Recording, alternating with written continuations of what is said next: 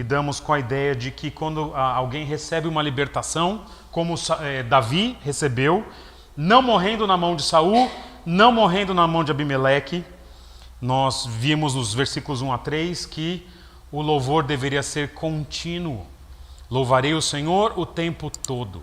Que o louvor deveria trazer consolação, os oprimidos se alegram. E vimos ainda que o louvor é comunitário, proclamem ao Senhor comigo. Vimos ainda que o Senhor, Ele está perto. E Ele está perto nas experiências de terror, de vergonha e de tribulação que todos nós passamos. E por último, nos versículos 8 a 10, nós vimos que é possível lidar bem com essa vida quando a gente prova ou experimenta a bondade de Deus, quando a gente verifica a bondade de Deus e quando a gente teme um Deus que cuida de nós. E hoje, se eu fosse seguir aqui na sequência, o certo seria lidar com os versículos 11 a 15. Mas pela primeira vez nos meus 20 anos de ministério, eu vou fazer algo aqui hoje. Eu vou pular uma parte.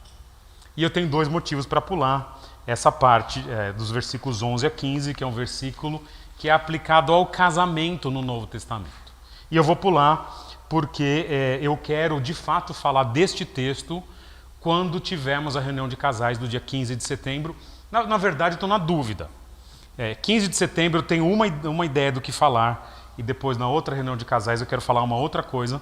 Mas enfim, uma outra coisa não, talvez esse salmo aqui. Mas seja como for, eu não vou pregar isso sobre a língua, porque eu vou usar a aplicação do Novo Testamento para falar para os casais. Essa é a primeira razão. A segunda razão é que eu estou tentando aplicar isso daqui na minha vida primeiro.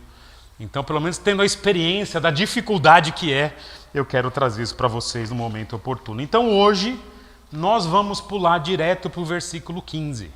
Ok? Então, eu nunca fiz isso no ministério. Normalmente eu sigo a ordem bíblica, porque eu entendo que a ordem também é inspirada por Deus. Mas por questões práticas da nossa igreja, eu quero lidar com os versículos 15 em diante. E os versículos 15 em diante, que estão na próxima tela aqui, eles lidam com alguns temas. E na verdade, lidam com 3 grandes personagens. E eu quero trabalhar didaticamente quem são esses personagens, do versículos 15 a 22, que diz assim, olha lá. Os olhos do Senhor voltam-se para os justos, e os seus ouvidos estão atentos ao seu grito de socorro. O rosto do Senhor volta-se contra os que praticam o mal, para apagar da terra a memória deles. Os justos clamam, o Senhor os ouve, e os livra de todas as suas tribulações. E o Senhor está perto dos que têm o coração quebrantado, e salva os de espírito abatido. O justo passa por muitas adversidades, mas o Senhor o livra de todas. Protege todos os seus ossos, e nenhum deles será quebrado. A desgraça matará os ímpios. Os que odeiam o justo serão condenados. O Senhor redime a vida de seus servos, e ninguém que nele se refugia será condenado. Nesse trecho que nós vamos lidar hoje, eu vejo 3 personagens. E o primeiro grupo de personagem, vai aparecer para vocês agora, é o grupo dos justos. E para cada grupo de personagem, vai ter uma característica ou uma ação. E já deu spoiler aí, o grupo de personagens caracterizado nesses salmos pelo grupo dos justos, a sua característica principal é o sofrimento. Antes de entrar no sofrimento, eu quero definir o que é um justo. Porque está escrito justo, se você for uma pessoa honesta com você mesma, você vai falar, peraí, eu não sou justo. Se eu for honesto com vocês, eu vou dizer, eu também não sou uma pessoa 100% justa. Então nós temos que definir biblicamente quem é essa pessoa. Se não é ninguém, tem que ser alguém. A palavra justo significa literalmente aquele que anda correto. Mas ela é aplicada no Antigo Testamento, nessa ideia de andar reto, andar correto, por uma categoria de pessoas que passaram por uma experiência. Sim, são pessoas que querem andar correto, mas que nem sempre andam certo, mas que são consideradas justas não por aquilo que elas fazem, mas pelo tipo de pessoas que elas se tornaram a partir dessa experiência que eu vou falar para vocês. Um justo na Escritura, ele é alguém que passou por uma experiência de conversão, de entrega ao nosso Deus. É uma experiência de fé. Alguém que, se sabendo ruim, pediu que Deus a salvasse. E essa pessoa, ela é considerada justa. O que confunde um pouco a gente, muitas vezes, é que essa linguagem justo é uma linguagem do Antigo Testamento. No Novo Testamento, conforme a revelação de Deus foi aumentando, sendo progressiva, é usado um termo parecido, mas que traz um pouco mais de luz sobre o que é um justo. No Novo Testamento é usado o termo justificado, que nós traduzimos assim: aquele que é considerado como um justo diante de Deus. Isso é um justificado. Ou seja, não é que a pessoa não erra, é que por ter passado pela experiência de conversão, de fé em Deus, de fé em Jesus, essa pessoa agora, ela é considerada justa diante de Deus. É assim. É como se, quando alguém se converte, Deus está olhando para a pessoa. Se olhar para mim, olhar para você, vai ver alguém pecador. Mas a gente sabe agora no Novo Testamento que, ao olhar para a gente... Vocês lembram do que é transparência? Lembra a transparência de retroprojetor? Lembra aquele papel? Lembra como que é? É como se tivesse impresso a figura de Jesus. E quando Deus olha para a gente, Ele não está olhando primeiro para mim. É como se a figura de Jesus estivesse na minha frente, Ele estivesse vendo a justiça que é de Jesus em mim. Então Ele está olhando para uma pessoa pecadora e está vendo o filho dele. Então Ele fala: eu considero esse justo. Ok? Esse é o conceito. Algumas pessoas, do Antigo Testamento, recebem essa denominação justo. Mencionar para vocês algumas. Noé, ele é chamado de justo no Antigo Testamento em Gênesis 6:9, você pode verificar depois. Naquela cidade de Sodoma, em que havia toda uma questão de imoralidade, homossexualidade, há um homem chamado de justo, que também não era bonzinho, mas por conta de ser considerado diante de Deus, justificado, o nome dessa pessoa era Ló, que era primo de Abraão. Quando o faraó, por exemplo, vai libertar o povo, em Êxodo 9, ele diz assim: esta vez pequei, o Senhor é justo. Agora a ideia de que ele é perfeito, mas eu e o povo somos ímpios. Ele se reconhece diferente do estado de Deus, e depois ele vai ver no contexto do povo de Deus. Assim, olhando para o Antigo Testamento, ele observa nenhum desses que eu citei. Tem até o caso de Abraão, em Gênesis 24, Noé, Ló, Abraão. Nenhum desses é perfeito na Escritura. Abraão é um camarada que num determinado momento ele mente. Ló é alguém que tem uma série de questões familiares ali. Enfim, Noé fica embriagado. Tem uma série de coisas aqui, se você vê que eles não são perfeitos. Mas eles confiam em Deus e Deus os considera justos, e o Novo Testamento trata exatamente esses nomes como pessoas que foram justificadas, consideradas justas pela fé. Isso é um justo. Alguém que passou por uma experiência de conversão. Um antes e um depois. Não é um mero professar de fé, porque tem muita gente que se diz crente, porém não é. Vive pior do que pessoas lá fora. Nunca passou por uma experiência, só frequenta a igreja, é diferente. Justo é alguém que diante de Deus falou: eu preciso de um Salvador, ok? Então, tendo estabelecido o que é um justo, são essas pessoas imperfeitas a quem Deus considera, na pessoa de Jesus, seus filhos. Este salmo traz algumas situações que caracterizam a vida do justo. Eu queria que fosse diferente. Observa aqui o que está em amarelo. Tudo se referindo ao justo. Ouça, não é ao ímpio, é ao justo. Aquele que é objeto do amor especial de Deus. grito de socorro. Os justos clamam, gritam. Todas as suas tribulações. Tem coração quebrantado e o espírito abatido. Passa por muitas adversidades. Os que odeiam o justo, objeto de ódio. Rapaz, definir um justo neste salmo. Eu vou lidar com cada uma dessas expressões rapidamente.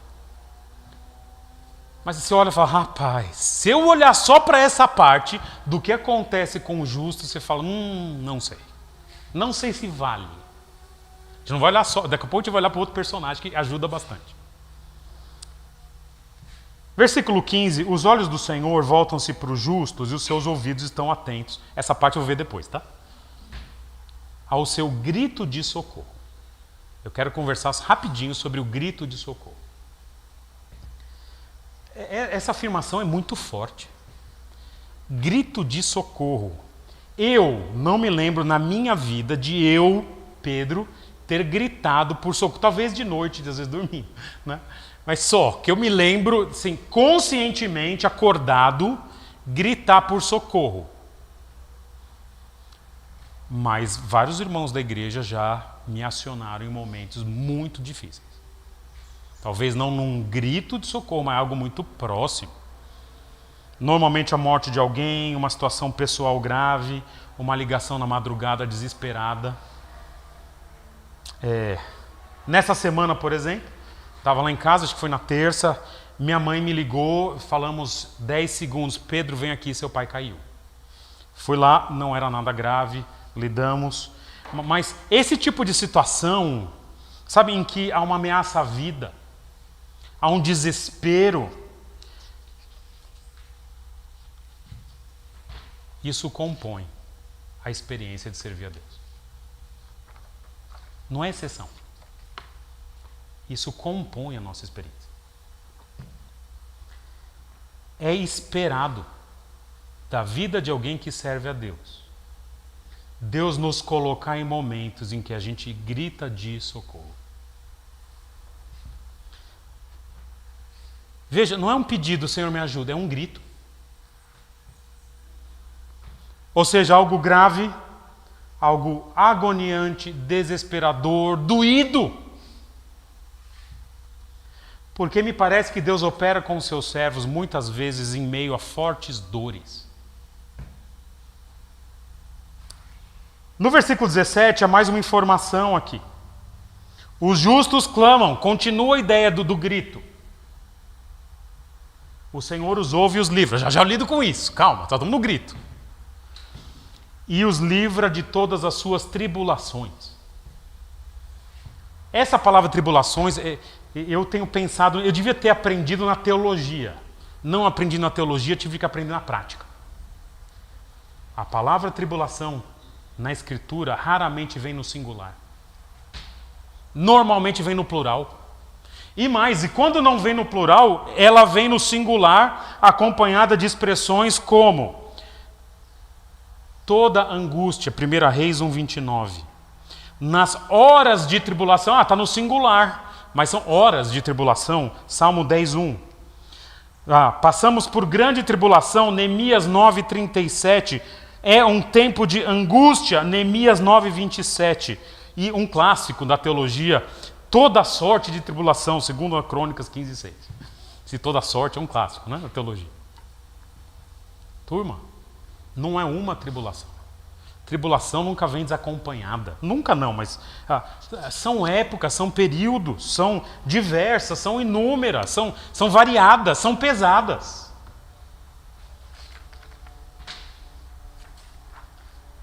E é o que o Salmo diz aí no versículo 19. O justo passa por muitas. Não é pouco. Não é numa mão que você conta. A gente tem a tendência, turma, nós que somos crentes, de pensar assim: orem por mim. Nossa, que estranho. Eu estou passando um período difícil. Orem por mim. Não é o estranho. Orem por mim. Oremos uns pelos outros, porque nós estamos na vida normal do crente. Tribulação, angústia, luta. Pior, me parece que elas são planejadas por um propósito específico, que está aqui no versículo 18, que eu pulei. Ó. O Senhor está perto dos que têm um coração quebrantado e salvos de espírito abatido. Me parece que Deus quer levar a gente para esse ponto. E a palavra aqui de coração quebrantado significa quebrado, significa cacos. Ou quando ele fala espírito, que é sinônimo de coração, ele fala abatido, que no hebraico significa no pó. É aquele ponto que a gente chega e diz, Senhor, não aguento mais, me ajuda. Meu primo, quando era criança, às vezes passava as férias lá, ele gostava de assistir luta livre. Vocês assistiam? É tudo água com açúcar, é tudo combinado. Já viram luta livre, aquela norte-americana, sabe qual é, né? Hoje tem MMA, UFC, parece que é mais sério, né? Mas naquela época só tinha luta. Ele assistia luta livre, cara. E era, sabe aquele pulo assim. Mas eu gostava na luta livre de algumas coisas. Eu gostava mais quando a pessoa caía desmaiada, né, no palco. Hoje desmaia pra valer, mas na época era um desmaiado, assim, né? Mas eu não gostava quando a luta terminava de outra forma. Alguém dava um mata-leão lá, uma chave de braço, sabe? E aí o cara ficava lá, aí de repente ele fazia assim, ó. Já viram isso? O que o cara está dizendo quando faz isso? Cara, não aguento mais, para.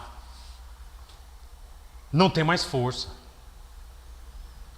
O que o texto está dizendo é que muitas vezes a gente chega nesse ponto na nossa alma que a gente faz, Senhor, por favor, não estou aguentando.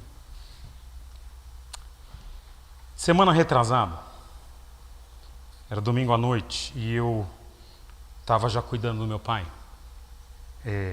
Minha irmã tinha ficado, minha mãe tinha uma viagem marcada, foi, e nós ficamos. Foi bom para a gente conhecer um pouco da realidade de tudo que está acontecendo ali, que é a realidade de muitos irmãos que têm os pais idosos e tudo mais, nada diferente disso.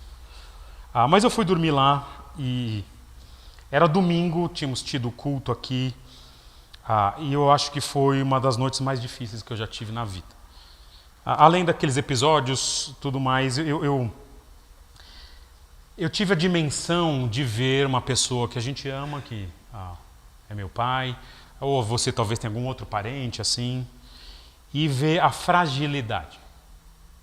Você vê alguém que já está num estado de que precisa de ajuda externa. Não sempre, meu pai está bem, vocês veem aqui de vez em quando, bom giorno e tal, né? Mas tem em alguns momentos de fragilidade. Né? E veja, não estava longe de casa, 3 quadras de casa, eles moram lá, e não podendo estar em casa, enfim. Mas eu senti naquela noite, com tudo que estava acontecendo, um turbilhão de coisas, eu falei, meu Deus, eu não estou bem. Fui tomar banho lá, falei, não estou bem, eu preciso ligar para alguém, eu preciso escrever para alguém. Pensei em ligar para o pessoal que compõe a liderança da igreja. Já era tarde da noite, falei, não vou ligar. Pensei em ligar para um pastor amigo meu, falei, e pensei, não quero ser pesado para eles, porque ia ser pesado, eu não estava bem. E eu me lembro que eu fui tomar banho, e eu ajoelhei no banho e chorei. Senhor, eu não estou aguentando.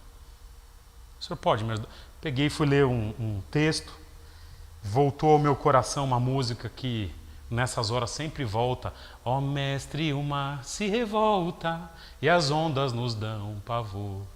E aí, ainda tomei a decisão de tomar um remédio para o meu estômago, para o meu pé, e o remédio atacou o estômago e eu fiquei a noite sem dormir, de dor no estômago. 3 da manhã, ainda com aquela alma batida, lá eu tentei achar chá na casa do meu pai. Deve ter em algum lugar que a dona Ângela pôs, eu não sei. Não achei, falei, vou tomar um chá porque eu não estou aguentando de dor. Peguei o carro, fui para minha casa, fui recebido pelas cachorras, lambido e tal. Tirei tudo dali e falei, eu preciso tomar um chá. E 3 da manhã estava lá em casa tomando chá. E foi uma semana, enfim, uma semana que ainda não terminou. Problemas no carro, a documentação da igreja, questões espirituais da igreja que têm acontecido. Eu não quero entrar em detalhes aqui, mas seja um momento desses. Que cada versículo talvez descreve situações assim. O que me consola saber nessas questões todas, que eu passo e você passa, é que nós não somos diferentes de um Davi. Esse cara passou por isso. Rei, ungido rei, o homem segundo o coração de Deus. Quando ele fala de um justo, ele classifica que a vida do justo é sofrimento. Mas há um segundo personagem nesse texto. Não é só o justo que está aí. Se nós vimos que o segundo personagem parece muito pouco. Faz uma ingloriosa participação no nosso salmo. E o segundo personagem é esse daqui, que são os ímpios. Mais uma vez, nós vamos definir o que é um ímpio. E depois nós vamos ver o que ele faz aqui. Versículo 16. O rosto do Senhor está contra, ou volta-se contra, os que praticam o mal, para apagar da terra a memória deles.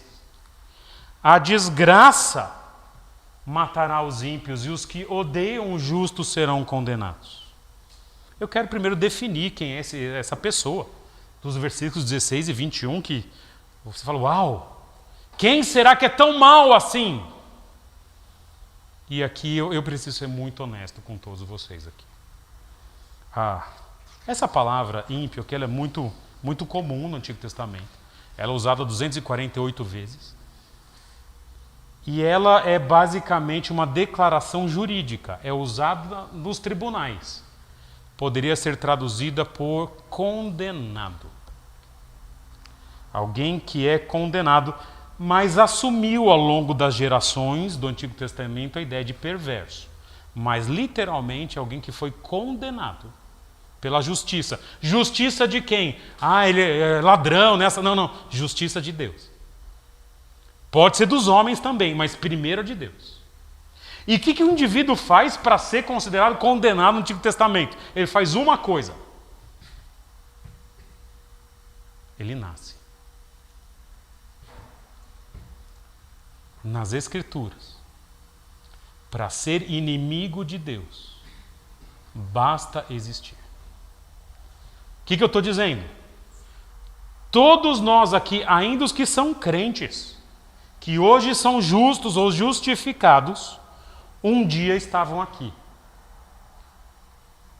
nessa categoria de ímpios. Mas você era ruim assim, Pedro?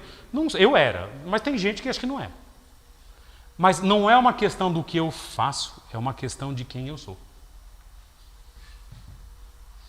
Basta não passar pela experiência da conversão. E eu falo isso com o maior amor possível. A Bíblia considera quem não é servo de Jesus, que não passou pela experiência da conversão, um inimigo de Deus. Efésios capítulo 2 vai dizer, éramos naturalmente, ou de forma natural, na corrente da vida, do jeito que a vida, éramos filhos da ira de Deus. É por isso que crente evangeliza.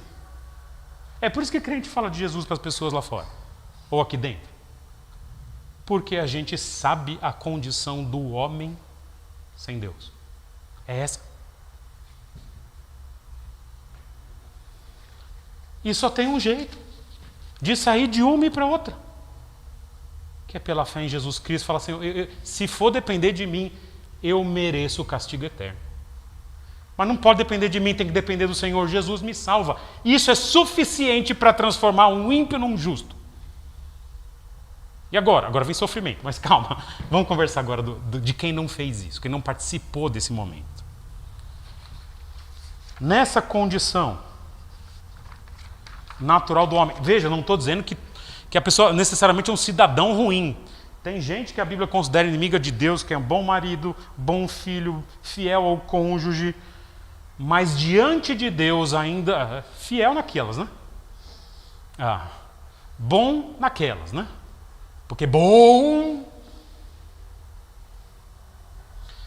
Mas nessa condição, e veja, há muitos que se chamam crentes que não passaram pela experiência de conversão, vive pior que o incrédulo. Mas o que caracteriza essas pessoas que não passam pela experiência da conversão no texto aqui é a sua maldade. Versículo 16 diz que eles praticam o mal. É a prática. Enganam, são enganados. Mas o que me chama a atenção aqui para essas pessoas aqui, no que eles fazem, não há nenhum grito de socorro. Não há lágrimas nesse salmo. Não há tribulação, não há desespero. Não há um coração abatido, um espírito abatido, um coração quebrantado. Não tem. Não estou dizendo que vai ficar tudo bem, já a gente vai ver o último personagem. O que eu estou dizendo é que, nesta vida, nessa existência, às vezes a vida de quem rejeita Deus é mais tranquila do que a vida de um crente. Às vezes não. Muitas vezes. Trabalha de segunda a sexta, às vezes no sábado. Sábado sai com os amigos, sexta sai com os amigos. Sábado também. Domingo às vezes sai, às vezes descansa. Às vezes dorme o dia inteiro. Ganha dinheiro, come seu churrasco, apronta no carnaval, às vezes apronta depois do carnaval, às vezes não apronta, às vezes trai aqui e ali, às vezes uma mentirinha aqui e acolá, e vai levando. Vai vivendo, tudo bem.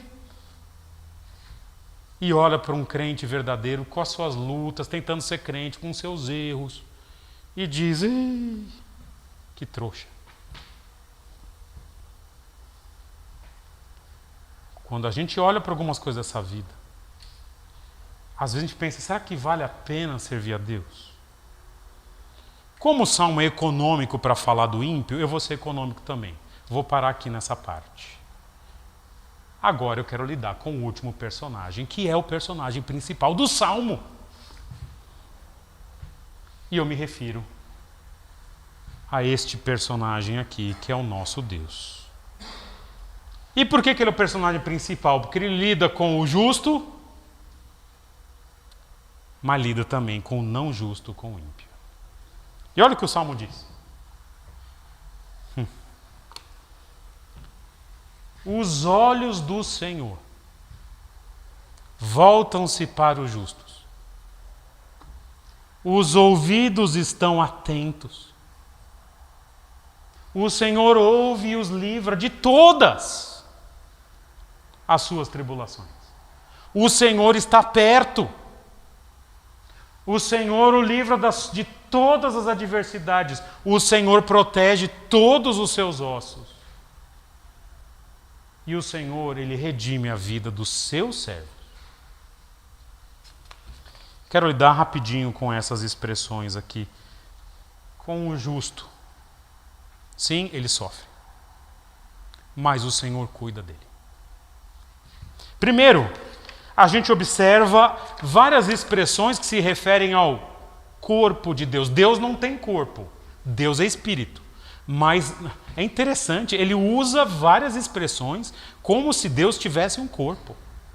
Que ele fala, os olhos do Senhor, os ouvidos, o Senhor ouve e o Senhor está perto. Qual que é a ideia do Salmo?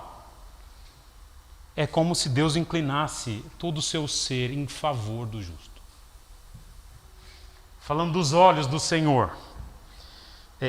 A ideia é Deus na multidão de pessoas buscando os seus filhos, olhando.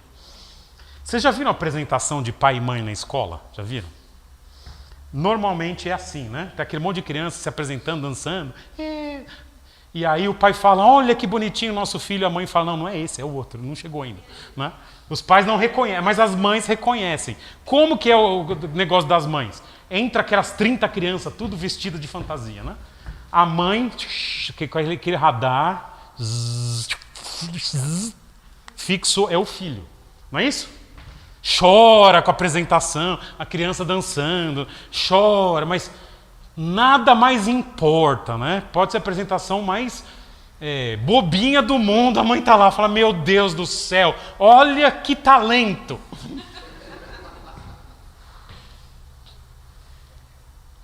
O texto está falando assim de Deus.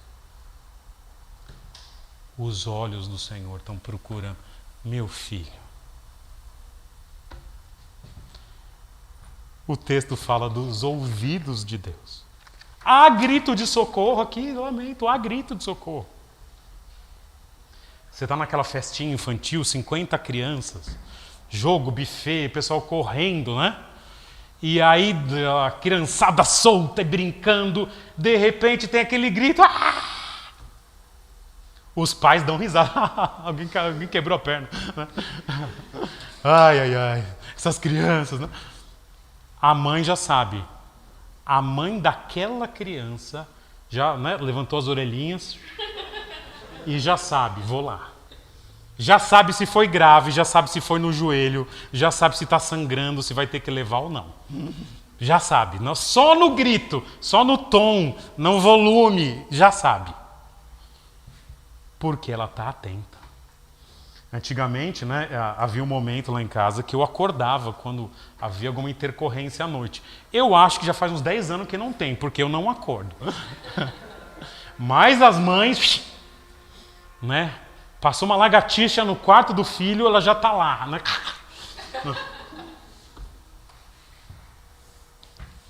Porque o Senhor tem esse ouvido de mãe, atento ao grito dos seus filhos. É isso que o move. Diz ainda que o Senhor está perto. Quando as crianças ficam doentes, ou ficavam, né? Agora tudo bicho grande já, mas é comum os pais irem dormir ali perto, ou trazer as crianças. Quero saber essa febre. Mas a ideia é que nessas aflições, Deus está sempre perto. Sim, há um clamor, mas diz o texto que Deus os livra de todas. Eu contei para vocês das últimas 2 semanas, com as inúmeras ocorrências, uma depois da outra. Mas acho que o primeiro momento em que... Aquela primeira noite que eu contei para vocês foi bem difícil, mas passou. Mas nessa semana, na quinta-feira à noite, quando eu sentei para fazer EBD, que eu comecei a perceber que em todas as demandas já havia uma luz no fim do túnel e que não era o trem. Havia esperança, Deus mexendo em tudo. E mexendo comigo em tudo. Temos já médicos, as questões de aluguel, as questões da igreja, algumas outras, as questões nossas lá. As tribulações, turma, compõem a experiência cristã. Elas são parte do jogo. Mas o livramento de Deus também é parte dessa experiência. Se nós não tivéssemos a experiência de tantas tribulações, talvez a gente não teria também a experiência de tanto amor de Deus derramado sobre a nossa vida. E chega inclusive no texto um versículo que é uma profecia, que vai se cumprir 1000 anos depois. Versículo 20. Protege todos os seus ossos e nenhum deles será quebrado. Essa profecia é aplicada a Jesus quando ele está na cruz, morrendo para tornar pessoas justas. O texto de João 19,36 diz: e isto aconteceu para se cumprir as Escrituras, nenhum dos seus ossos será quebrado. Sabe que esse texto é importante, além da profecia sobre Jesus? Jesus está lá morrendo na cruz.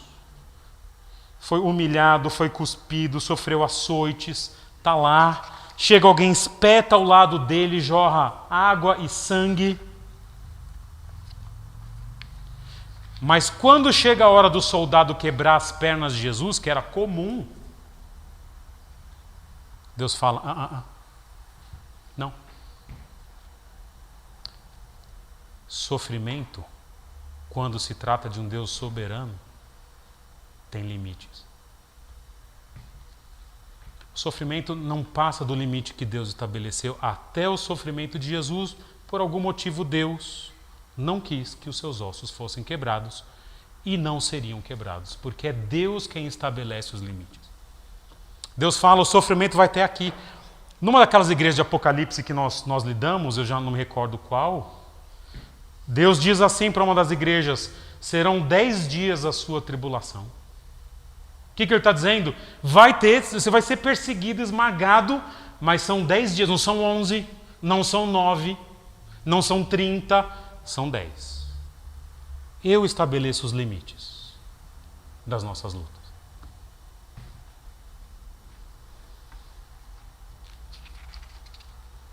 Nessa ideia do Senhor estar perto, só quero voltar a uma coisa que eu esqueci aqui.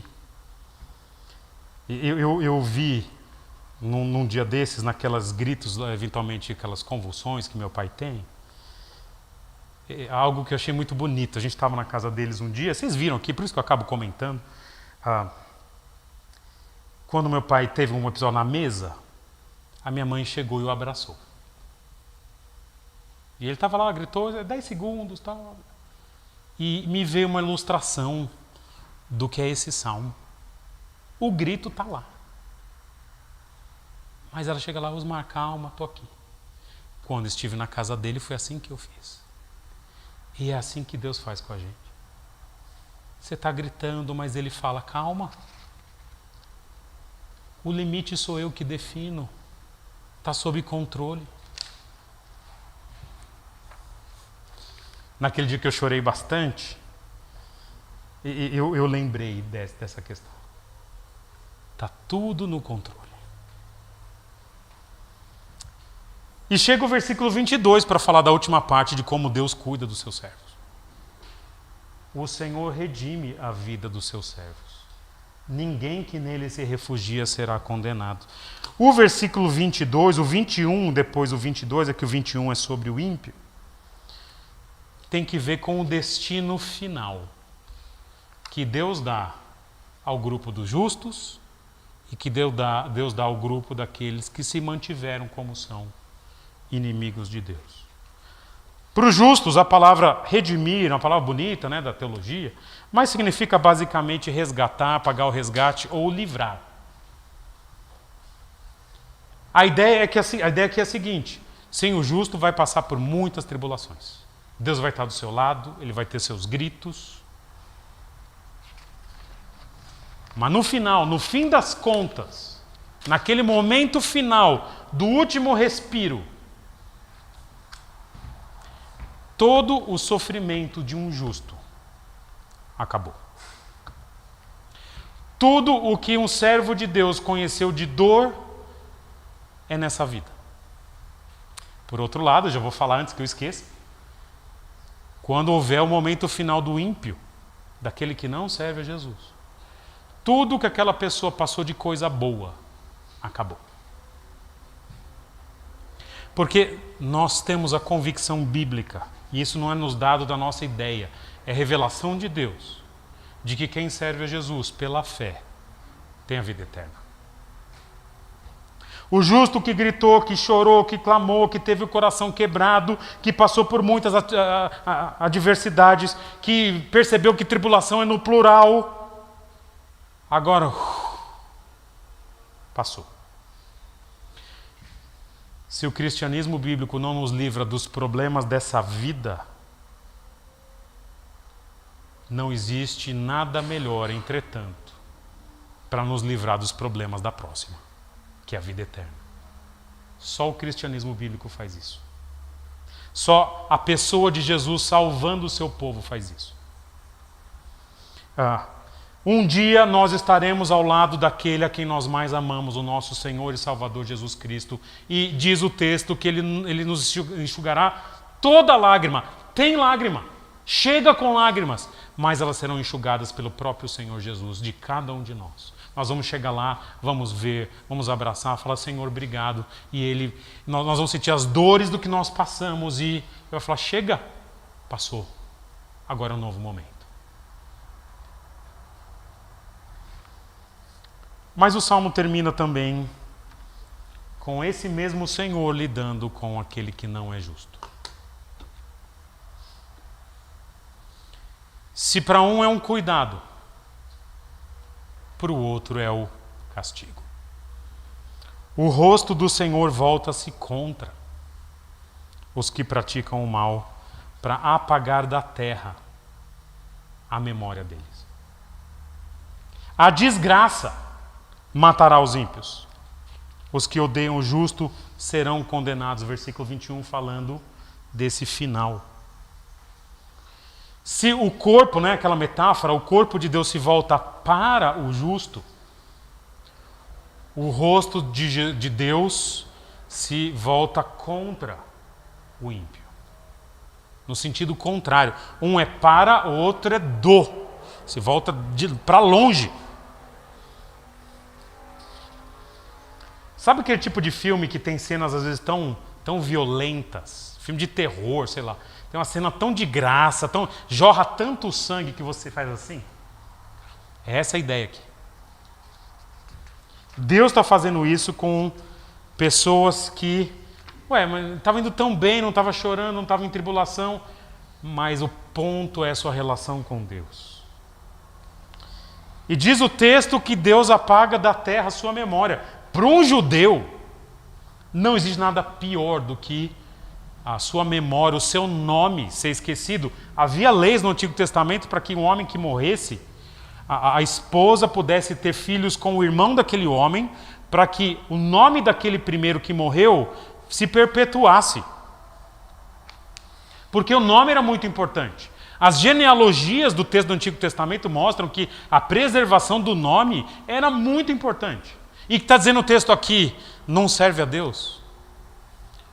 Aquilo que é mais importante para um judeu acabou. Não há sequer lembrança da sua existência. Pior, a desgraça matará os ímpios. E os que odeiam o justo serão condenados. Aqui é uma condenação eterna. E se é eterna, é irrevogável, não dá para voltar atrás. Assim, embora o que caracteriza a vida do justo seja o sofrimento, o que caracteriza a ação de Deus para com o justo é o cuidado do Senhor. E o que caracteriza o ímpio é a sua maldade, óbvio. O que vai caracterizar a sua relação com Deus é o castigo justo e merecido. E eu quero terminar essa conversa oferecendo algo que... As coisas que eu vou falar agora, elas não têm preço. Elas não é possível colocar um valor financeiro no que eu vou dizer agora. Esse salmo aqui é a palavra de Deus. É Deus falando através de Davi. Logo, essas ideias aqui, essas implicações são reais, isso é verdade.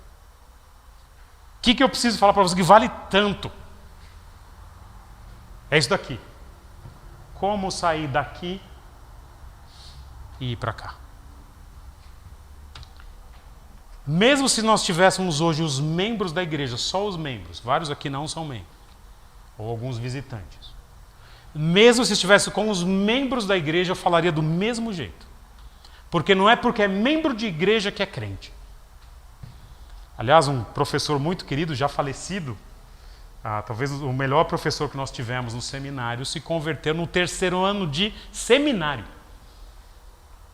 Então, se destacou na igreja, foi para o seminário, foi, você pastor. No 3º ano ele percebeu, se a salvação é isso, se ser justo, eu não sou crente. E ele se converteu no meio da aula. Então, se isso aconteceu lá, pode acontecer aqui. Sou membro há 10 anos, e daí? E eu quero terminar então, dando o caminho. Vou usar a expressão do Val, na real. O caminho na real, papo reto.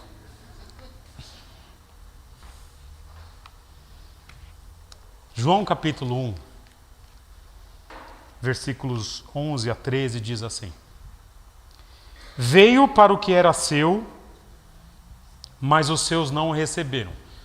que ele está dizendo? Jesus veio para os judeus. O que os judeus fizeram? Condenaram Jesus na cruz. O povo escolhido de Deus, para quem Davi escreveu o seu salmo, não percebeu, mas eles estavam na categoria dos ímpios. Os próprios judeus não receberam o Messias. Ruim, né? Mas olha o que João diz. Mas a todos, quantos o receberam, Deus deu-lhes o poder de serem feitos, de se tornarem filhos de Deus. A saber, aos que creem em seu nome. Para quem recebe Jesus como Salvador, ele sai da categoria de ímpio e vai para a categoria de filho de justo. E sabe como que é esse processo? Eu vou te falar. Versículo 13 de João 1. Os quais não nasceram do sangue, nem da vontade da carne, nem da vontade do homem, mas da vontade de Deus. Sabe como que é isso? Se você está aqui hoje, talvez há tantos anos aqui nessa igreja, e a cada dia Deus tem colocado no seu coração, puxa, há algo nessas pregações, eu não sei se eu sou um crente, um filho de Deus. Se isso está te incomodando, eu vou te falar. É Deus que está tocando o seu coração e está dizendo, chega. Do jeito que você está, na sua natureza pecaminosa, você está indo tranquilamente, a passos largos, para ser condenado. No meu processo de conversão foi assim, eu estava na igreja, eu já tinha sido batizado. Eu tinha batizado nas águas. Falando, você é crente? Eu falei, sou. E eu sabia, eu falei, não sou. Você é sou, mas não sou. Fui batizado. E aí eu falei, rapaz, eu enganei todo mundo, eu não sou crente. E eu pensei assim, rapaz, se eu não sou crente, eu vou para o inferno. E posso falar? Vai mesmo. Com todo respeito e amor do mundo, vai. Infelizmente vai. E aí, indo naquela igreja, que o Sérgio conhece muito bem, o pastor começou a falar desse Jesus que salva pecadores. E até que um dia eu cheguei e falei, Senhor, eu sou desses. 15 anos de idade, ruim, imoral, fala um monte de palavrão, uma vida ruim. Falei, eu sou desses. Me salva. E sabe o que aconteceu? Me salvou. Um cara ruim como eu me salvou. E talvez seja por isso que eu passo essas aflições. E muitos aqui passaram por isso. E se você está aqui nessa igreja hoje há tanto tempo ou há pouco tempo, não interessa. Talvez é isso que Deus queira falar para você. Há uma existência que não é só essa vida, que é eterna. E o que a gente fizer em relação a Jesus nessa vida, nossa fé, que a gente exercer ou deixar de exercer, vai impactar como que vai ser o futuro. A saber, aos que creem, aos que confiam no nome de Jesus. É que diz o evangelista João. Nós vamos agora orar e pedir que Deus faça isso com você. É a sua... Agora, diante de Deus, você vai ter a oportunidade de fazer isso aqui, ou na sua casa, ou quando achar que deve. Mas ouça essas palavras de profundo amor e que podem mudar a vida de alguém para sempre. Como mudou a minha vida e de vários que estão aqui. E nós vamos orar agora. Senhor Jesus, obrigado que o Senhor morreu na cruz, com tanto sofrimento, nenhum osso foi quebrado, mostrando que Deus está no controle da história e da morte do próprio Filho.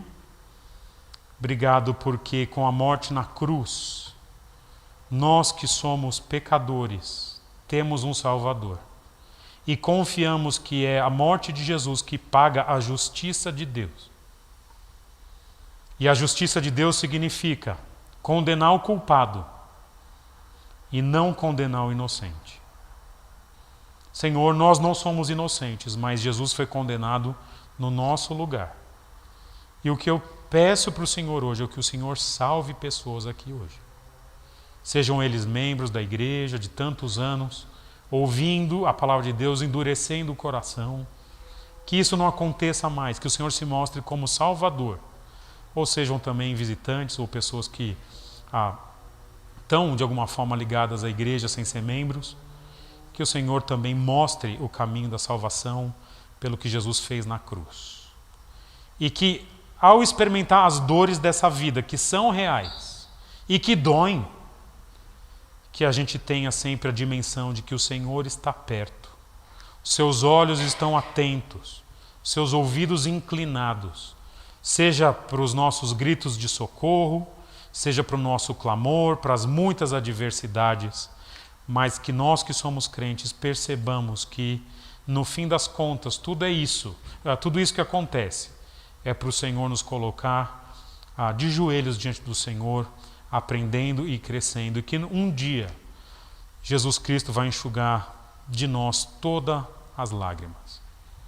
Esse é o meu pedido. Salva pessoas aqui. Obrigado pela tua salvação e cuidado na nossa igreja. É o que eu te peço, te agradeço em teu nome. Amém. Turma,